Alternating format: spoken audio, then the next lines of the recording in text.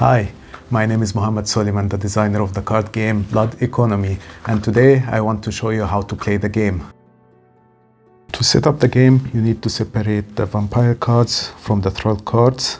These cards also have scenarios in their bags. For your first game, you need to search within the troll cards for scenario number 1. This will have the number 1 in the bottom and also only one pip on top to show that it's an easy game. All scenario cards have flavor text on top, and some of them have special rules and also winning conditions. However, the first scenario doesn't have any special rules and it only has a winning condition of scoring 20 points or more. Set the troll card with the scenario of your choice in the side to remind yourself also with the special rules, if any. And then the next step is to choose a vampire. The game comes with 5 different vampires, all of them with unique abilities and also special abilities that you will unlock during the game. For your first game, it's recommended to choose the Elder because he has low complexity and no additional rules. If you printed this game at home, you will need to borrow 7 cubes from any other game or any other tokens to track different things, your turns and also the resources during the game. First, you can place 1 cube in the turn 1 of the turn tracker.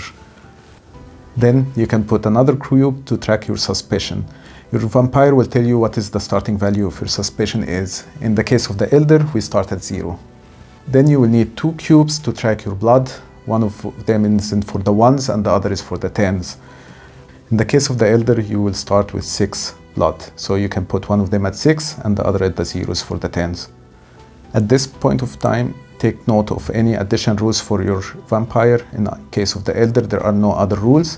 And then you can flip the card to the other side to show all the bond abilities that you can unlock and keep all the 3 cubes to track the bonds aside for now. In Blood Economy, you are a vampire surviving 16 increasingly dangerous turns. During the game, you will build a tableau of human trolls that will help you during the game with their abilities. But at some point, you will need to make the difficult decision to devour these trolls to gain blood and also to unlock different ongoing abilities, which we call also blood bonds. After every 4 turns, you will need to feed them blood. And every 4 turns, the amount of blood that you will need will increase. If you survive the 16 turns and fulfill the scenario requirements, you win. Otherwise, you lose the game. A turn in Blood Economy has 3 phases, except turns 4, 8, 12 and 16, they have an extra phase for feeding. The first phase is the draw phase, where you advance the turn counter and you draw 1 card. However, in the first turn, you skip this phase. The second phase is the action phase, and here you can have 1 out of 3 options. The first option is to play a troll from your hand. Trolls cost a certain amount of suspicion that you have to pay. For example, the politician costs 3 suspicion. In a future turn, if you, for example, play a cultist, he costs only 1 suspicion going from 3 to 4. However, you should be careful. If your suspicion ever reaches 10, you lose the game. Whenever you play a troll, you also have to check if they have a win-played ability. For example, the politician has a win-played ability that allows you to search your library or discard pile for any card and put it into your hand. The second thing that you can do during your turn is to devour a troll. To devour a troll, take them from your tableau to a graveyard, flipping them 180 degrees and gain the amount of blood indicated here. For example, the influencer provides 2 blood. You can track this with your blood tracker.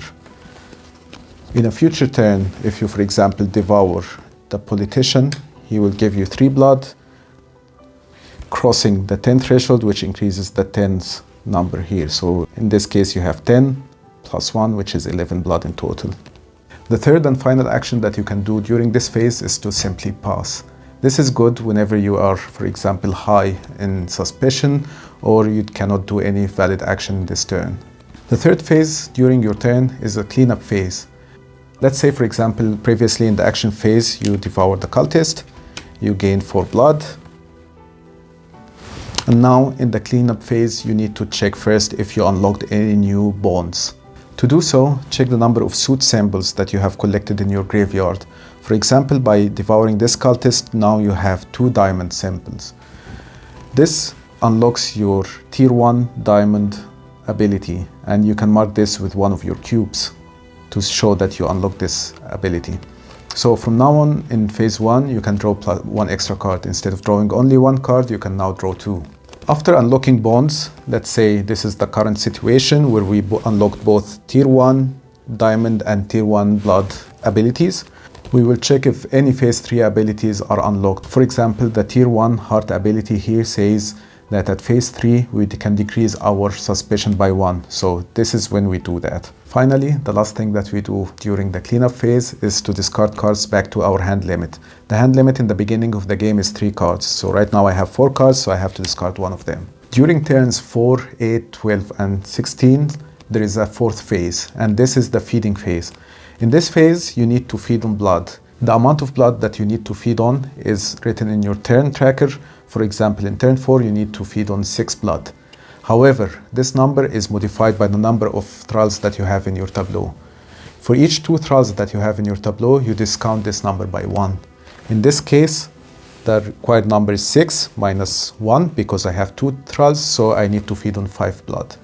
So I will go from 16 all the way back to 11. That's it. Now you keep on going, playing turn after turn until you survive, hopefully until turn 16.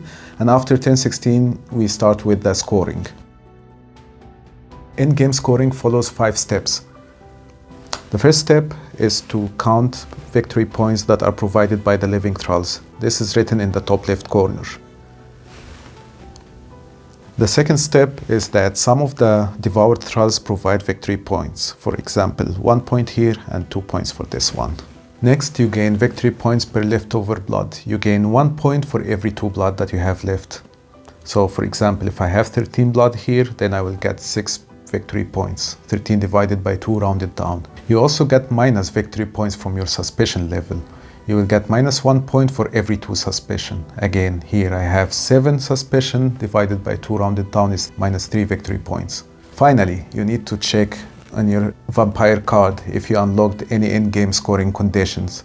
For example, my tier 3 diamond bond unlocks a new in-game scoring condition where I get 1 extra victory point for every 2 blood that I have left over at the end of the game. That's it. You sum up all the victory points, and if you have enough victory points to fulfill all the scenario requirements, you win the game. The game comes with 30 scenarios that increase in difficulty so that you have variety and you have different challenge every time you play the game. That's everything you need to know to learn how to play Blood Economy. If you have any questions, add them to the comment section and I will try to answer as soon as possible. Thank you and see you in the next video. Bye.